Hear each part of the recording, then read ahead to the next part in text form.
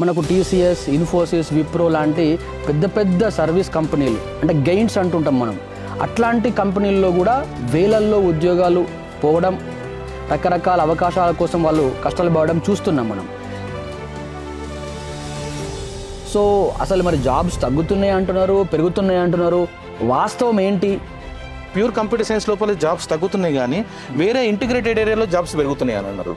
బహుశా మీరు అనేటువంటి ఇంటిగ్రేటెడ్ కరికులం అంటున్నారు కదా మీరు, దానికి ఇది ఒక ఎగ్జాంపుల్, ఒక డెమాన్స్ట్రేటివ్ అనుకోవచ్చా? Carpentry, fitting, smithing, foundry, 3D printing, దాని తర్వాత AR/VR టెక్నాలజీస్, దాని తర్వాత రోబోటిక్స్, ఇవన్నీ ఒకటే రూఫ్ కింద మీకు ఒక 20,000 స్క్వేర్ ఫీట్ కింద అన్నీ ఉంటాయి మీకు.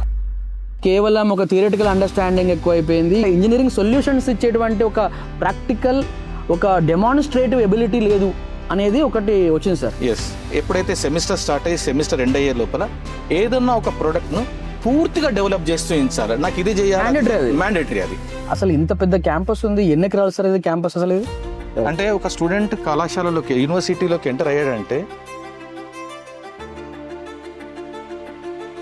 It is a integrated innovation and education system. Kaveri university academic dean Shri Srinivas గారు మనతో ఉన్నారు. నమస్కారం సార్. నమస్కారం సార్. ఈ సంవత్సరం జరుగుతున్నటువంటి అనేక మార్పులు, ఎస్పెషల్లీ ఆర్టిఫిషియల్ ఇంటెలిజెన్స్ వచ్చిన తర్వాత సాఫ్ట్వేర్ రంగం లోపల జాబులు తగ్గుతున్నాయి అన్నది వాస్తవం, మనం చూస్తున్నాం. అది ఎస్ సార్, అదేదో ఊహాగానం కాకుండా మన పేపర్లలో వార్తలు చూస్తున్నాం సార్, మన మీడియా రంగంలో కూడా వార్తలు చూస్తున్నాం. అందరికి కూడా ఒక పెద్ద ప్రశ్న ఏంటంటే అసలు కంప్యూటర్ సైన్స్ తీసుకోవచ్చా? తీసుకుంటే మరి ఎక్స్పెక్టేషన్స్ ఎలా ఉండాలి?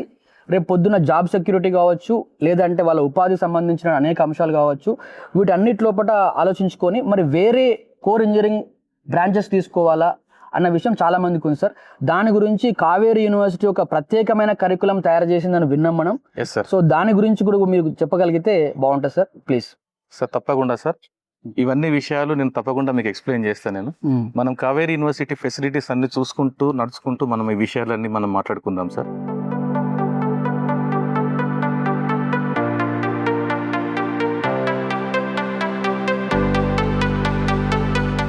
It's wonderful campus sir. ఈ మినియేచర్ ఒకసారి చూద్దామా సార్?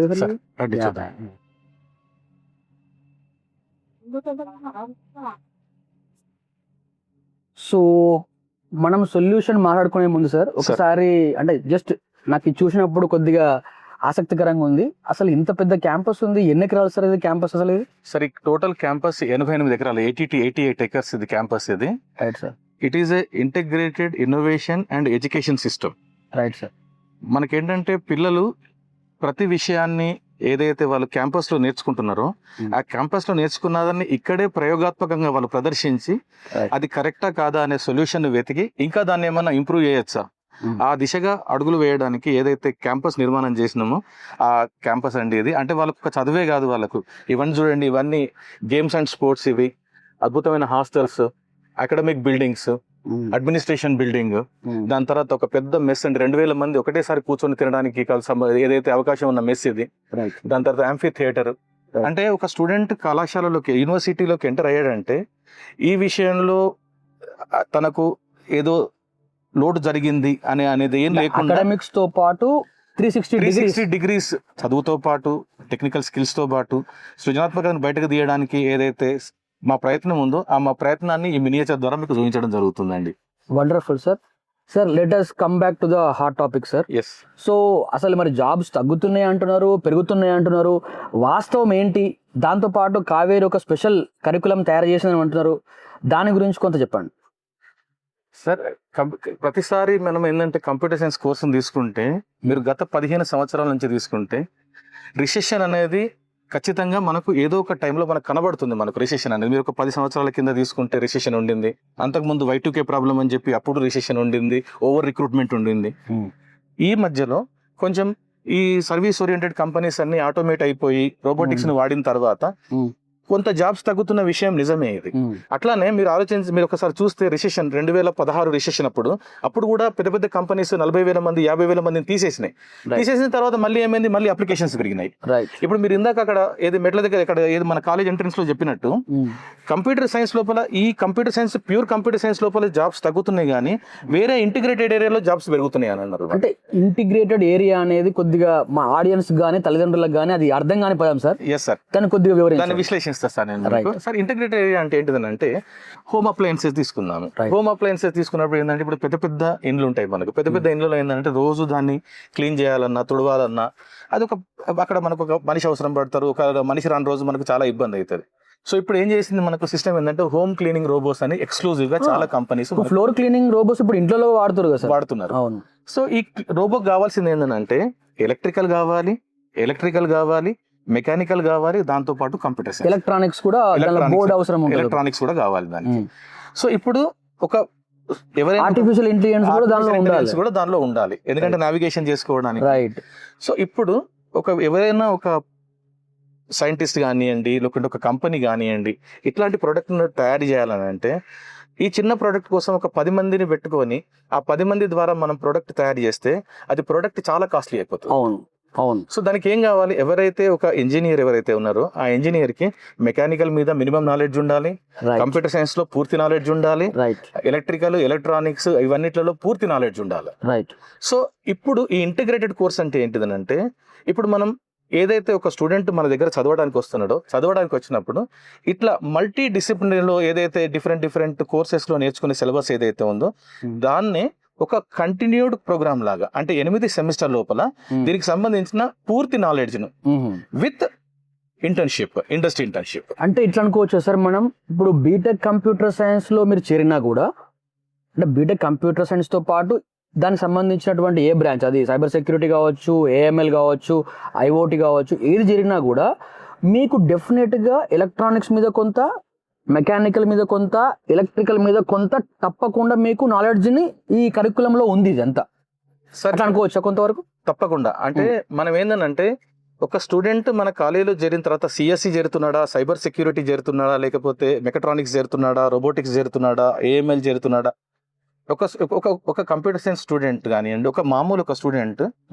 ఒక వస్తువును మనం చూసినప్పుడు దాని లోపల ఏమున్నాయో చెప్పగలిగే అంత, దానిలో ఏం చేయాలి అని గ్రహించే అంత నాలెడ్జ్ లేనప్పుడు తనని ఇంజనీర్ అనడానికి వీలు. కరెక్ట్. సో ఒక ఇంజనీర్ కి ఉన్న ఒక ఆర్డినరీ వ్యక్తికి తేడా ఏంటంటే ఇంజనీర్ అనేది ఏంటంటే దానికి సంబంధించిన లోపల బయట ఉన్న ప్రతి వస్తువును మినిమం గా విశ్లేషించగలుగుతాడు, లేకుంటే దాన్ని కనీసం చూడగలుగుతాడు, దాని గురించి మాట్లాడగలుగుతాడు. రైట్. సో ఇదంతా ఎట్లా జరుగుతుంది అంటే మనం ఆ సిలబస్ లోపల ఏంటంటే ప్రతి కోర్స్ లోపల ఇంజనీరింగ్ మెకానిక్స్ అని చెప్పి ఇప్పుడు మేము స్టార్ట్ చేస్తున్నాం. ఇప్పుడు ఇంజనీరింగ్ మెకానిక్స్ అనే కోర్సును మేము ప్రతి కోర్స్ లోపల ఇంట్రడ్యూస్ చేయాలనుకున్నాం. అంటే ఏంటిది, ఏవేవైతే మెకానికల్ ఇంజనీరింగ్ కు సంబంధించిన వ్యవహారిక భాష, వొకాబులరీ, దాని తర్వాత ఒక్కొక్క ఏదైతే చిన్న మిషన్స్ ఉన్నాయి దానికి సంబంధించింది ఏదైతే ఉన్నదో అవన్నింటిని ఏంటంటే మినిమం నాలెడ్జ్ తోటి ఆ పిల్లోడికి ఎక్స్ప్లెయిన్ చేయడం జరుగుతుంది, విద్యార్థికి ఎక్స్ప్లెయిన్ చేయడం జరుగుతుంది. సో ఆ విద్యార్థి ఏంటంటే రేపు పొద్దున ఏదైనా ఒక కొత్త ఆవిష్కరణకు పోయినప్పుడు తనకు కావాల్సింది ఒక చిన్న 2 వీల్స్ నడవాలి. 2 వీల్స్ నడవాలన్నప్పుడు ఏంటంటే దాని గురించి పెద్ద మెకానికల్ ఇంజనీర్ పిలవాల్సిన అవసరం లేదు. తను చదువుకున్న ఆ మినిమం నాలెడ్జ్ తోటి ఎట్లా దాన్ని రొటేటరీ మోషన్ తీసుకురావాలి అనేది దాన్ని అంటే ఒక మెకానికల్ టెక్నీషియన్ ఉంటే అతనితో కూర్చొని పని చేయించుకోవచ్చు మనం. రైట్.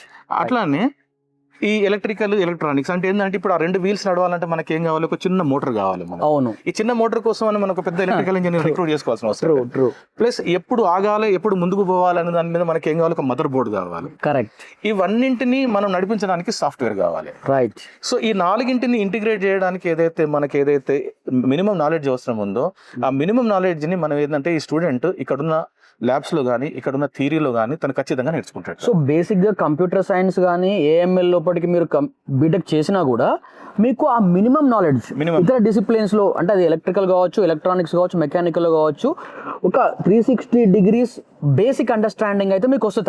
తప్పకుండా బేసిక్ అండర్స్టాండింగ్ వస్తుంది. అదే రకంగా మేము ఏం చేస్తున్నాం అని అంటే ఇప్పుడు దీన్ని మనం థియరిటికల్, ఇప్పుడు సపోజ్ ఇంకొక క్వశ్చన్ రేజ్ అవుతుంది, మనం ఏం చేస్తామనంటే బుక్స్ లో మనము చదువుకోవచ్చు మెకానికల్ అంటే ఏంటిది, అదంటే ఏంటిది. అట్లా కాకుండా ఫస్ట్ ఇయర్ లోనే ఒక స్టూడెంట్ కు పూర్తి అవగాహన, ఎందుకంటే సెకండ్ ఇయర్ లోకి స్టూడెంట్ పోయిన తర్వాత సెకండ్ ఇయర్ నుంచి స్టూడెంట్ ఓరియంటేషన్ మారిపోతుందండి. సెకండ్ ఇయర్ నుంచి థర్డ్ ఇయర్ పోయే వరకు స్టూడెంట్ ఇండస్ట్రీకి రెడీ కావాలి. అంటే ఏ వ్యవహారం అంటే నెక్స్ట్ ఆయన ఫ్యూచర్ ఏంటిది అనేది దానికి అడుగులు వేస్తా పోవాలి దానికి. సో ఫస్ట్ ఇయర్లో స్టూడెంట్ 360 degreesకి రావాలని అంటే మనం ఏం చేయాలి, స్టూడెంట్కి ఓన్లీ థియరిటికల్ కాకుండా hands on experience. Okay, hands on experience అంటే ఒక ల్యాబ్లో కానీ, లేకపోతే సిస్టమ్ మీద కానీ, లేకపోతే ప్రోటోటైప్ మాదిరిగా కానీ, అట్లీస్ట్ ఒక ఇమేజ్ మాదిరిగా చేతితో బొమ్మ గీయడం కానీ. యాక్చువల్గా ఇది చాలా important point sir. Last time మనకి నాసాకామ్ రిపోర్ట్స్ కావచ్చు, లేకుంటే మనకు ఈ మేక్ ఇన్ ఇండియా సంబంధించినటువంటి సర్వేల్లో కావచ్చు, ఒక విచిత్రమైన ప్రాబ్లం ఉంది మన దగ్గర. మనకు దగ్గర జాబ్స్ చాలా ఉన్నాయి, దానికి దాదాపు 3 రేట్లు 4 రేట్లు ఎక్కువ మంది బీటెక్ పూర్తి చేసి వస్తున్నారు. అవును, కానీ ఈ జాబ్ కావాల్సిన స్కిల్ సెట్ మన దగ్గర ఉండట్లేదు. ఎందుకంటే మోస్ట్లీ ఒక థియరిటికల్ ఓరియంటేషన్ ఎక్కువైపోయి ప్రాక్టికల్ గా వాడు వెళ్ళి చేయడానికి వాడికి ఆ అండర్స్టాండింగ్ సరిపోవట్లేదు. అంటే అది ఎలక్ట్రానిక్స్ ఇంజనీర్ అయినా, ఎలక్ట్రిక్ అయినా, ఈవెన్ కంప్యూటర్ సైన్స్ అయినా కూడా వాడికి రియల్ వరల్డ్ ప్రాబ్లమ్స్ మీద అవగాహన ఉండట్లేదు. కారణం ఏంటంటే మొత్తం కంక్లూజన్ ఏంటంటే ల్యాబొరేటరీ వర్క్ అనేది చాలా సైడ్ లైన్ అయిపోయింది, క్లాస్ వర్క్ ఎక్కువ అయిపోయింది, కేవలం ఒక థియరిటికల్ అండర్స్టాండింగ్ ఎక్కువ అయిపోయింది, ఇంటర్వ్యూస్ ఇవి చేయడం ఎక్కువ అయిపోయింది. ఇంజనీరింగ్ కి నిజంగా ఇంజనీరింగ్ సొల్యూషన్స్ ఇచ్చేటువంటి ఒక ప్రాక్టికల్, ఒక డెమాన్స్ట్రేటివ్ ఎబిలిటీ లేదు అనేది ఒకటి వచ్చింది sir. So that you are attending probably right now. Exactly sir. అంటే ఒక 5 సంవత్సరాల ముందు, 10 సంవత్సరాల ముందు జరిగిన ఎంప్లాయబిలిటీ ఉంది, ఇప్పుడు జరిగే ఎంప్లాయబిలిటీ గురించి మీకు ఒక చిన్న విషయం చెప్తాను నేను. ఓకే, ఒక 10 సంవత్సరాల కింద ఒక బీటెక్ స్టూడెంట్ దొరకడమే కష్టంగా ఉండే. సో బీటెక్ కాంపిటీషన్ స్టూడెంట్ దొరికితే ఇండస్ట్రీ ఏం చేసేది అంటే రిక్రూట్ చేసుకొని 2 నెలలు 3 నెలలు 6 నెలలు ఇంటర్న్షిప్ ఇచ్చి తర్వాత ఉద్యోగంలోకి తీసుకు almost 6 months 1 year sir, 1 year training ఇచ్చేది. అవును. ఇప్పుడు ఇండస్ట్రీస్ ఏంటంటే వాళ్ళకున్న బిజీ షెడ్యూల్స్ వల్ల, ఈ ఎకనామిక్ క్రైసిస్ వల్ల ఇండస్ట్రీస్ 100 మందిని 1000 మందిని 6 నెలలు డబ్బులు ఇచ్చి ఇంటర్న్షిప్ గా పెట్టుకోవడానికి అవి ముందుకు రావట్లేదు కంపెనీస్. సో కంపెనీ ఏమంటుంది, మీ కాలేజీలోనే రెడీ టు ఇండస్ట్రీ ఇట్లా బయటకు రావాలి. సో రెడీ టు ఇండస్ట్రీ బయటకు రావాలంటే మనకేంటి, రియల్ వరల్డ్ ప్రాబ్లం ఏంటి, దానికి సొల్యూషన్ ఎట్లా చేయాలనేది కాలేజీలో చదువుకునేటప్పుడు ఖచ్చితంగా విద్యార్థికి ఒక పూర్తి అవగాహన రావాలి. అది అంటే డే 1 నుంచే ఒక ప్రొడక్టివ్ పర్సన్ గా ఉండాలి. అంటే బీటెక్ పూర్తి అయింది మళ్ళీ ఏదో ట్రైనింగ్ తీసుకునేలా కాకుండా day 1 of the company you have to be productive enough to contribute. Yes sir. So దీనికి నేను మా మొత్తం సిస్టమ్ మేము ఎట్లా వర్క్ చేస్తామో చెప్తాను నేను. మామూలుగా మేము ఫస్ట్ ఇయర్ లో ఏం చేస్తున్నాం అంటే ఒక మేకర్స్ ల్యాబ్ అని ఒక పూర్తిగా ఇన్నోవేటివ్ ల్యాబ్ ని మేము, అంటే ఈ ల్యాబ్స్ ఇదివరకు ఇంజనీరింగ్ లో ఉన్న ల్యాబ్స్, ఈ ఉన్న ల్యాబ్స్ ని ఏంటంటే పూర్తిగా రీమోడిఫై చేసి రీడిజైన్ చేసి, example carpentry, fitting, smithing, foundry, 3D printing, దాని తర్వాత AR/VR టెక్నాలజీస్, దాని తర్వాత రోబోటిక్స్, ఇవన్నీ ఒకటే రూఫ్ కింద మీకు ఒక 20,000 square feet కింద అన్ని ఉంటాయి మీకు. ప్లస్ అక్కడ ఒక చిన్న చిన్న ఎలక్ట్రికల్ ఇంజిన్స్, చిన్న చిన్న మెకానికల్ ఇంజిన్స్ అన్నీ ఉంటాయి. అంటే అసలు ఒక డివైస్ కానీ మిషన్ కానీ అండర్స్టాండ్ చేసుకోవడానికి కావాల్సిన బేసిక్ ఎక్విప్మెంట్ అంతా ఫ్యామిలియారిటీ వచ్చేస్తుంది మీకు. ప్రతి ఎక్విప్మెంట్ ఏది కంప్యూటర్స్, దాన్ని మనం ఇంతకుముందు ఏంటంటే IT వర్క్ షాప్ అనేది, ఈ ఇప్పదీసిన కంప్యూటర్స్ మళ్ళీ బిగించడానికి ప్రతిదీ కూడా మేము స్టూడెంట్ కి ఏమంటామనంటే ఎండ్ ఆఫ్ ద డే, అంటే ఎప్పుడైతే సెమిస్టర్ స్టార్ట్ అయ్యి సెమిస్టర్ ఎండ్ అయ్యే లోపల ఏదన్నా ఒక ప్రోడక్ట్ ను పూర్తిగా డెవలప్ చేస్తూ ఉంచాలి. నాకు ఇది చేయాలి, మ్యాండేటరీ. అది ప్రతి సెమిస్టర్ లో మనకి ఏంటంటే ఫస్ట్ 2 సెమిస్టర్ లో ఏంటంటే మనకు ఒక ప్రొడక్ట్, మీరు స్మితింగ్ చేస్తారా, కార్పెంటరీ చేస్తారా, డిజైనింగ్ చేస్తారా, 3D ప్రింటింగ్ చేస్తారా, ఇంకేదన్నా చేస్తారా, లేదనంటే ఏది మన AR/VR లో మీరు ఇది ఎంత చేసే ప్రాసెస్ ఏదన్నా మీరు క్రియేట్ చేస్తారా, ఎక్స్పీరియన్షియల్ లెర్నింగ్, ఈ ప్రోడక్ట్ ఎట్లా చేస్తున్నారు అని చెప్పి ఎవరో ఒక స్టూడెంట్ మంచి ప్రోడక్ట్ చేస్తున్నాడు, ఈ ప్రోడక్ట్ తను మొదటి నుంచి చివరి వరకు ఎట్లా చేసిండు అని చెప్పి AR/VR ప్రజెంటేషన్ చేస్తారు. మీరు ఏదన్నా చేయండి, కానీ చివరి రోజు దాన్ని ఒక ప్రాజెక్ట్ రిపోర్ట్ లాగా దాన్ని పూర్తి మోడల్ మాకు ఒక డెమాన్స్ట్రేటివ్ మిషన్, డెమాన్స్ట్రేటివ్ సొల్యూషన్ తయారు చేసి మాకు చూపించాలి. అది ప్రతి సెమిస్టర్ అంటే మొదటి 2 సంవత్సరాలు సార్. మొదటి 2 సంవత్సరాలు అనేది స్టూడెంట్ ఇంజనీరింగ్ అర్థం చేసుకునే ఏదైతే ప్రాసెస్ ఉందో ఈ మొదటి 2 సంవత్సరాలు చాలా కీలకం అండి. అది ప్రతి వాళ్ళు ఏమనుకుంటారంటే ఇప్పుడు ఒక స్టూడెంట్ ఇంజనీరింగ్ వచ్చిన తర్వాత ఇంజనీరింగ్ అనేది ఏంటంటే జస్ట్ ఒక 16 సబ్జెక్టులు ఫస్ట్ ఇయర్ లోపల 4 ల్యాబ్లు అనుకుంటాం. అట్లా కాదు. ఇంజనీరింగ్ అంటే మనం చేసే ప్రతి పని ద్వారా సొసైటీకి ఏదో ఒక లాభం జరుగుతుంది. మనం చేసే ప్రతి ప్రోడక్ట్ ఏంటంటే ఒక మార్కెట్ లో ఒక బిజినెస్ మోడల్ లాగా అవుతుంది అని ఒక అవగాహన రావాలన్నట్టు. అది మనం కరెక్ట్ గా చేసినప్పుడే అర్థమవుతుంది మనకు. అంటే ఒక చిన్న బొమ్మ తయారీ అంటే ఒక చిన్న 3D ప్రింటింగ్ లో నేను చాలా సార్లు మా పిల్లలకు చూపించిన చిన్న 3D ప్రింటింగ్ లో మనం ఒక బొమ్మను తయారు చేయించాలంటే మనకు దాదాపు 16 గంటలు పడుతుందండి. మనకు 16 hours అంటే స్టార్ట్ చేసినప్పటి నుంచి ప్రోడక్ట్ వచ్చే వరకు 16 గంటలు పడుతుంది. అంటే మీ ప్రోడక్ట్ కరెక్టా కాదా అని తెలుసుకోవడానికి 16 గంటలు పడుతుంది. ఒకవేళ డిజైనింగ్ లో చిన్న లోపం ఉంటే మళ్ళీ 16 గంటలు. మళ్ళీ 16 గంటలు చేసుకోవాలి. సో ఆ స్టూడెంట్ కి ఏం అర్థమవుతుంది, ఏ తప్పు చేసినా గానీ ఎంతో ఏది ఇంపార్టెంట్ టైం అంటే ఒక మంచి ఏదైతే మన క్రియేటివిటీ ఎంతో శ్రమ పెట్టినో ఆ శ్రమ అంతా వృధా అవుతుంది, చాలా డబ్బు వృధా అవుతుంది. అవును.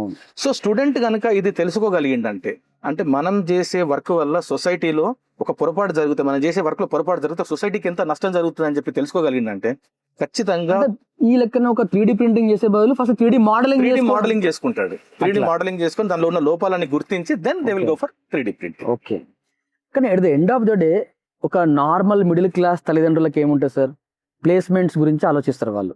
అంటే పిల్లలు చదువుకున్న తర్వాత ఎక్కడో అక్కడ వాడు తన కాలం మీద నిలబడాలి, ఒక ప్లేస్మెంట్ రావాలని కోరుకుంటారు. అంటే ఒక టిపికల్ మిడిల్ క్లాస్ తల్లిదండ్రుల యొక్క ఆశ అది. సో ఇవన్నీ మనం ఎంత మాట్లాడుకున్నా కూడా ప్లేస్మెంట్స్ కావాలనుకోవడం అనేది basic requirements. So in terms of placements అంటే ఎట్లా మీరు విద్యార్థులను ప్రిపేర్ చేస్తున్నారు, లేదా దానికి కావాల్సినటువంటి ఒక వ్యవస్థ ఏ విధంగా నిర్మిస్తున్నారు, అది మిగతా వాటికంటే ఎట్లా డిఫరెంట్గా ఉంది? సో టోటల్ గా విద్యార్థి ఆలోచన 4 రకాలుగా ఉంటుంది అండి. అయితే ఫారెన్ ఎడ్యుకేషన్, లేకుంటే ఇండియన్ లోపల హైయర్ ఎడ్యుకేషన్, లేకపోతే స్టార్ట్అప్స్ కావాలా, లేకపోతే ఏదైనా ప్లేస్మెంట్ కావాలా. సో ప్రతి విద్యార్థిని వారు ఫ్యూచర్ లో ఏ రకంగా డెవలప్ కావాలనుకుంటున్నారో అదే రకంగా డెవలప్ చేయడానికి ఏదైతే ఉందో మా ప్రయత్నం జరుగుతుంటది ఇక్కడ.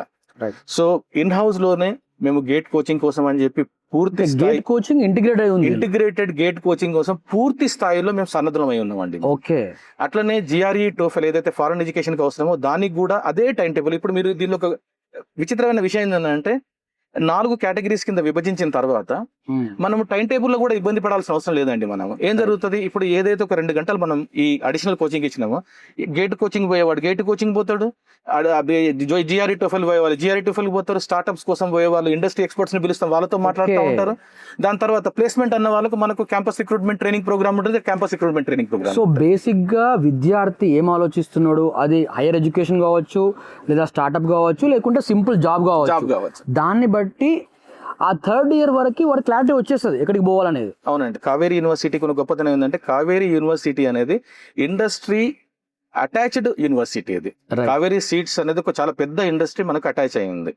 సో ఇప్పుడు ఈ అసోసియేషన్ తోటి మేము ఇండస్ట్రీస్ కి మాట్లాడి వాళ్ళకు ఏ రకమైన ఇంటర్న్స్ అవసరం ఉంటారు అని చెప్పి ప్రతి స్టూడెంట్ ని 3-2లో అంటే ఎవరైతే ఇప్పుడు 2nd ఇయర్ 3rd ఇయర్ లోపల చివరి సెమిస్టర్ లో వాళ్ళను ఇంటర్న్షిప్ కు రెడీ చేస్తున్నాం. వాళ్ళని ఇంటర్న్షిప్ కు రెడీ చేసేసి ఆన్ సైట్ ఇంటర్న్షిప్, ఇక్కడ ఉండి ఆన్లైన్ కాదండి, ఆన్ సైట్ అంటే ప్రతి స్టూడెంట్ ఎక్కడైతే ఫ్యాక్టరీ ఉందో ఇండస్ట్రీ ఉందో అక్కడికే పోయి ఇంటర్న్షిప్ చేస్తారు. సో బేసికల్లీ వాళ్ళు కంపెనీకి వెళ్ళిపోతారు, వాళ్ళు హ్యాండ్స్ ఆన్ ఎక్స్పీరియన్స్ కంపెనీలో చేస్తారు. వాళ్ళు 3rd ఇయర్ 2nd సెమిస్టర్ లో they directly go to the company and they will work there. They will work in the company with the company employees.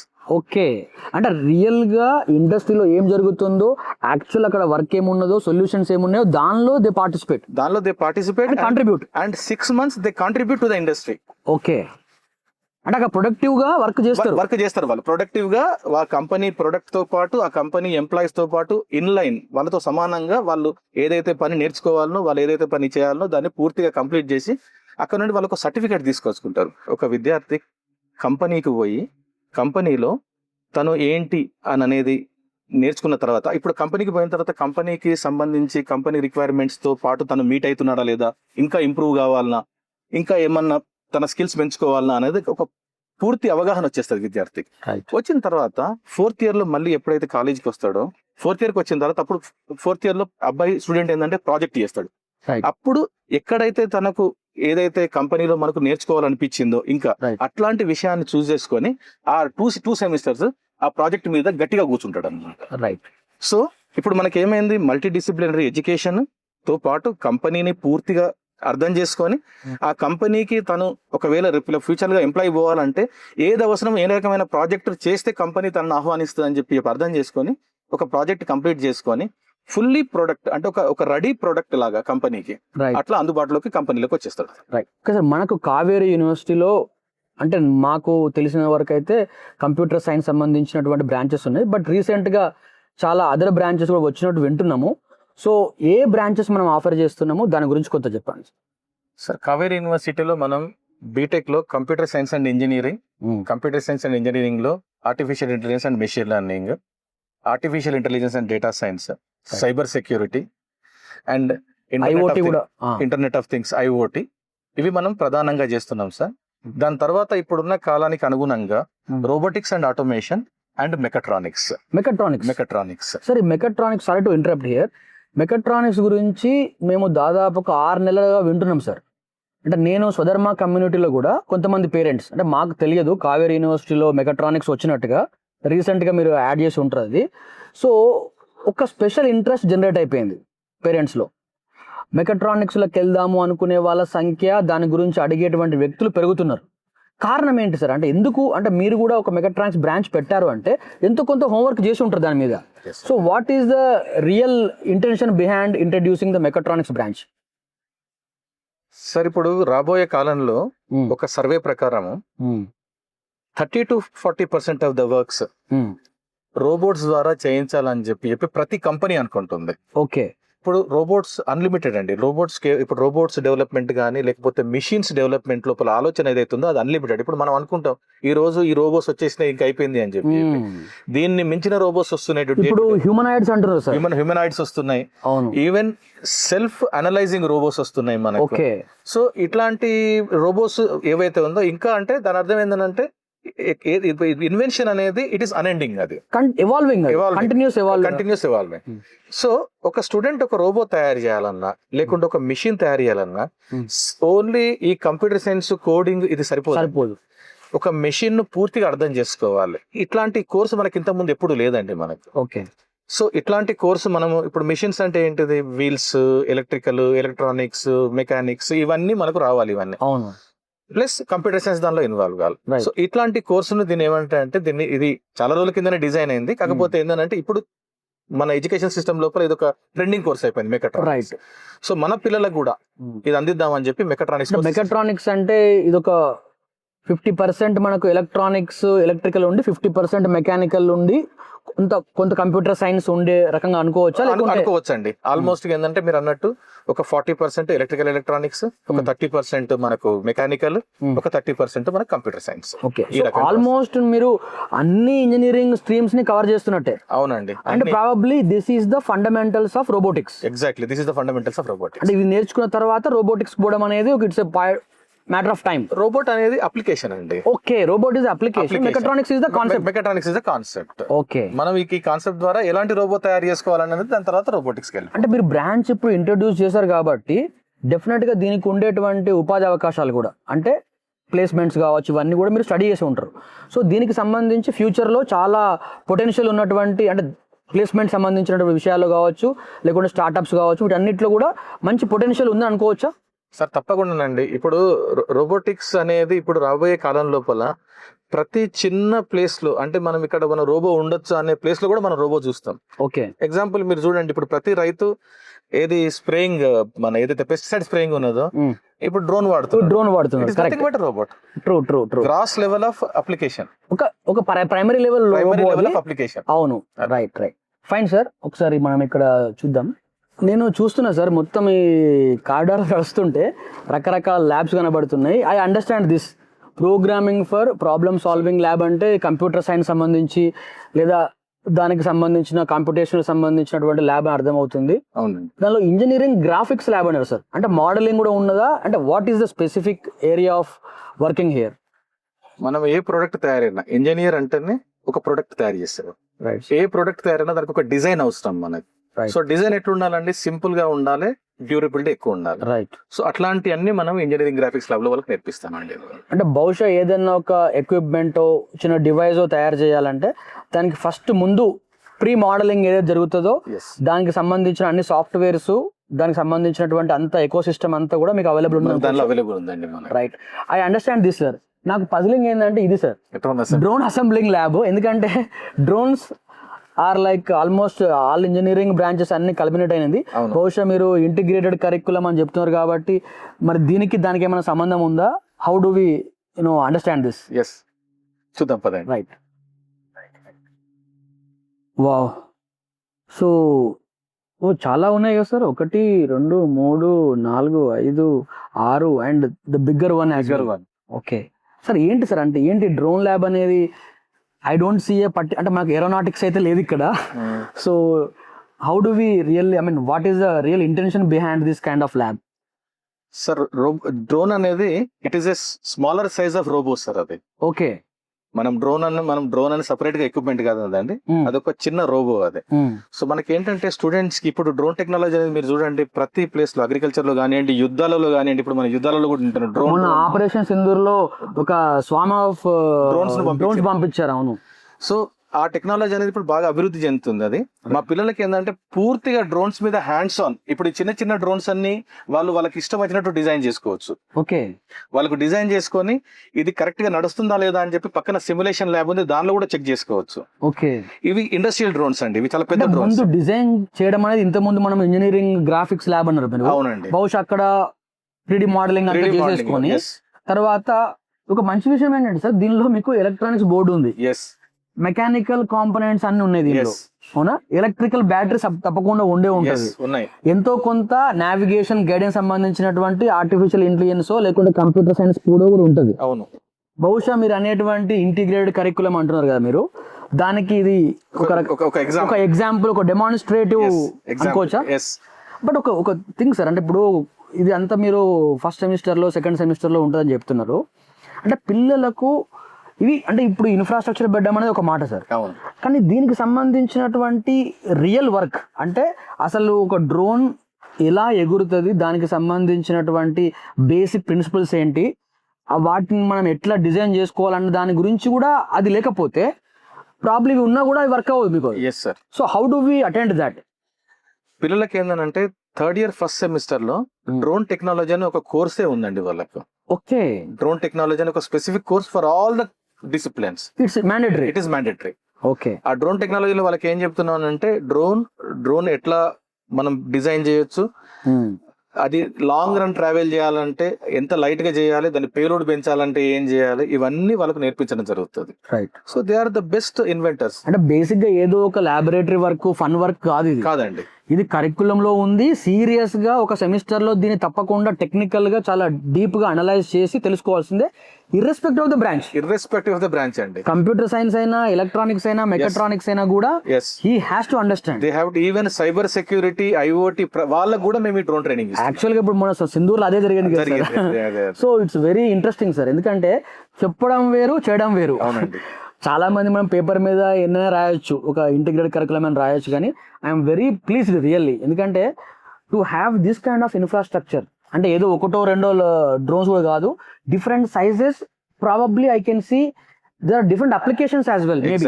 ఎందుకంటే మీరు అన్నట్టు ఇంతకు ముందు అగ్రికల్చర్ లో మనకి ఇంత ముందు పెస్టిసైడ్స్ కావచ్చు, లేకుంటే రకరకాల వాటిని, లేకుంటే ఈవెన్ వాటర్ కూడా, ఇవన్నీ కూడా మనం మాన్యువల్ గా చేసేవాళ్ళం. అవును. డ్రోన్స్ వాడుతున్నారు. అవునండి. భవిష్యత్ దానికి కూడా మీరు వాడుతూ ఉండొచ్చు. అవును. ఇప్పుడు మానిటరింగ్, జనరల్ మానిటరింగ్ సంబంధించి కూడా డ్రోన్స్, సర్వేలెన్స్ సంబంధించినటువంటి డ్రోన్స్ వాడుతున్నారు. So I can see different kind of applications being attended here.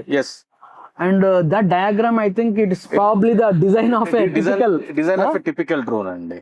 Right. And దీని అసెసరీస్ కూడా చాలా ఉన్నాయి సార్. దీని అసెసరీస్ ఉంటాయి. వాళ్ళకు ఏ అసెసరీ దేనికి వాడాలన్నా గానీ వాళ్ళు టెస్టింగ్ బేసిస్ మీద వాళ్ళు వాడుకోవచ్చు. వాళ్ళు ఎక్కడన్నా రిజల్ట్స్ లోపల తేడా వచ్చినప్పుడు అప్పుడు మన ఇన్వెన్షన్ స్టార్ట్ అవుతుంది అండి అక్కడ. అది రైట్. సో నిజంగా చెప్పాలంటే బీటెక్ కంప్యూటర్ సైన్స్ చేసిన మీరు అన్నట్టు ఇంతకు ముందు, మీరు నిజంగా ఒక కంప్లీట్ ఇంజనీర్ ని బయటకు పంపిస్తున్నారు. ఏదో ఒక ప్రోగ్రామ్ రాసి చిన్నగా వెబ్ అప్లికేషన్, ఒక వెబ్సైట్ తయారు చేయడం కాకుండా ఒక ఫ్యూచర్ రెడీ అంటే బహుశా అతను కంప్యూటర్ సైన్స్ లో ఎక్స్పర్టైజ్ కావచ్చు, but he's not away from other fields. Electronics నాకు తెలియదు, ఎలక్ట్రికల్ నాకు తెలియదు అని కాకుండా ఆల్మోస్ట్ అన్నిటిలో అవగాహన ఉంటూ he has an expertise in his own branch. Right. So and దీంతో సార్ నాకు అంటే ఐఎమ్ ఆస్కింగ్ యూ, ఈ డ్రోన్ సంబంధించినటువంటి ఏదో ఒక కంపెనీయో దానికి సంబంధించిన టెక్నాలజికల్ అసిస్టెంట్స్ మీరు తీసుకొని ఉంటారు. అవునండి. సో ఒక విద్యార్థికి ఏమైనా ఇంట్రెస్ట్ ఉంది అనుకుంటే కూడా అక్కడ బహుశా సెంటర్ ఆఫ్ ఎక్సలెన్స్ లాగానో, లేకుంటే అక్కడికి వెళ్ళి వర్క్ చేయడము, లేకుంటే దానికి సంబంధించినటువంటి ఇంటర్న్షిప్ చేయడము, ఇలాంటి అవకాశాలు కూడా ఈ కెన్. అంటే మీరు ఏ సెమిస్టర్ లో చెప్పారు? 3-2 అట్లా చేసే అవకాశాలు కూడా ఆయనకు ఉండొచ్చు బహుశా. ఉన్నాయండి. మేము ఇప్పుడు అప్కమింగ్ కంపెనీస్ క్వాంటెక్స్ అని, మారూట్ అని, ఇట్లాంటి డ్రోన్ కంపెనీస్ తోటి మాకు ఎంఓయూ ఉంది. వాళ్ళు మాతో పనిచేస్తున్నారు, మేము వాళ్ళతో పనిచేస్తున్నాం అండి. సో మీ స్టూడెంట్స్ ఎవరైనా ఇంట్రెస్టింగ్ ఉంది, వాళ్ళకి ఏదైనా suppose tomorrow they want to create one robo, exactly ఒక ప్రోటోటైప్ తయారు చేయాలి అవును అనుకున్నప్పుడు, బహుశా ఇక్కడున్న ప్రొఫెసర్లు థియరిటికల్ గా ఉన్నా కూడా అవును వాళ్ళకి కావాల్సిన ఎక్విప్మెంట్ కొలాబరేషన్ కానీ ఎక్విప్మెంట్ అసిస్టెంట్స్ కానీ వాళ్ళు చేయడం కష్టం అవుతుంది. అవును. సో మీరు అన్నటువంటి కంపెనీస్ ఏవైతే ఉన్నాయో ఇవన్నీ కూడా వాళ్ళకు on the basis of requirements apply చేసి if they want to build they can build new one. తప్పకుండా. Correct. Very great sir, absolutely great. It's fantastic అసలు యాక్చువల్గా. ఎందుకంటే మీరు స్టార్టింగ్ చెప్పినప్పుడు కరికులం గురించి చెప్పారు, ఇంటిగ్రేట్ అని చెప్పారు, కానీ అంటే చాలా యూనివర్సిటీస్కి వెళ్తున్నాను చూస్తున్నాను, కానీ ఎవరు కూడా దాన్ని ఒక మెటీరియలైజ్ చేసి గ్రౌండ్ మీద దాన్ని చూపించడం అనేది చాలా correct. I'm very happy with this development sir. Sir one thing, అంటే ఇప్పుడు డ్రోన్స్ ఉన్నాయి, డిజైన్ చేయడం ఎంత చేసినా కూడా student has to flight. Yes sir. మీరు అసలు ఫ్లయింగ్ ఎక్స్పీరియన్స్ లేకుండా అతను డిజైన్ చేసినా it will not be interesting for him. ఒక ఎక్సైట్మెంట్ ఎప్పుడు వస్తుంది పిల్లవాడికి, if is going into the field, దాన్ని పట్టుకొని దాన్ని ఎంతో కొంత ఫ్లై చేసి వాడు is driving it or is piloting it, అప్పుడు they will get the real excitement. ఆ తర్వాత he comes to the design, whether I can do something else, దీంతో అప్లికేషన్స్ బిల్డ్ చేయవచ్చా, అవన్నీ వస్తాయి. So do we have a basic training for the students? Sir direct గా ground లోకి వెళ్ళి drone ఎగరేయడం జరగదండి. మనకి ఇక్కడ ఒక డ్రోన్ సిమ్యులేషన్ ల్యాబ్ ఉంది. Simulation lab. ఓకే. దానిలో మనం డ్రోన్ సిమ్యులేషన్ మొత్తం పర్ఫెక్ట్ గా ఉంటది. మనం ముందు వాళ్ళను డ్రోన్ ఎట్లా ఎగరేయాలనేది మనకు బేసిక్ ట్రైనింగ్ వాళ్ళ ద్వారా సిమ్యులేషన్ ద్వారా నేర్చుకుంటాము. నేర్చుకున్న తర్వాత మనం రియల్ ఫీల్డ్ లో మనం డ్రోన్ ఎగరేయచ్చు. మనం చూద్దాం రండి. Thank you sir. Okay. Oh such a big drone. So I can see such a big drone here, sir. చాలా ఎక్విప్మెంట్ కనబడుతుంది. I can see big screen. అంటే what is the real purpose of the simulation sir? అంటే ఏంటి, అంటే మీరు అన్నారు అక్కడ train చేస్తామని చెప్పారు. సో ఇది మనం నాకు అప్పట్లో మారుతి డ్రైవింగ్ స్కూల్కి వెళ్ళినప్పుడు ఫస్ట్ సిమ్యులేటర్ ముందు కూర్చొని ఆ టైప్ అనుకోవచ్చా? అట్లాంటిది అనుకోవచ్చు సార్ మనం. ఇది అంటే ఇప్పుడు ఒక కాస్ట్లీ డ్రోన్, దాదాపు ఒక 10 లక్షల డ్రోన్ మనం ఒకటేసారి పైకి ఎగరేసి ఒకవేళ విద్యార్థికి దాన్ని ఎగరేయడంలో వాళ్ళ ఇబ్బంది వచ్చింది అనుకోండి, then the drone may end up in big problem. Okay. So ముందు ఆ కంట్రోల్స్ అన్నింటినీ పూర్తిగా నేర్చుకోవడానికి ఏంటంటే మనం ఇక్కడ సిమ్యులేషన్ ప్రాక్టీస్ చేయిస్తాం మనం పిల్లలు. మీరు చూడండి, అది కంట్రోల్స్ లో పైకి ఎగరడము, దాని ఫ్లిప్పింగ్, దాని తర్వాత పైన ల్యాండింగ్ చేయడము, ఇదంతా మనం పిల్లలతోటి మనం ఇదంతా స్టూడెంట్స్ తో చేయించిన తర్వాత స్టూడెంట్స్ కి ఒక పూర్తి అవగాహన వస్తుంది డ్రోన్స్ మీద. Then we can go for the real fly. So ఇది ఆల్మోస్ట్ లైక్ మీరు అంటే ఈ కంట్రోల్స్ ఏవైతే ఉన్నాయో ఈ controls similar to this you will use in the real world as well. అవునండి. అంతే కదా సార్? సో బేసికల్లీ ఒక మసల్ మెమరీ డెవలప్ అవుతుంది when you get into the ground. ఆ హ్యాబిచుయేషన్ ఆల్రెడీ ఉంటుంది కాబట్టి you will not make any mistakes. Exactly. Expertise అనుకోవచ్చు అండి. Right. Such a nice initiative అండి. Thank you sir, thank you very much for such a wonderful ఒక tour ఇచ్చారు మాకు. Thank you sir. Thank you.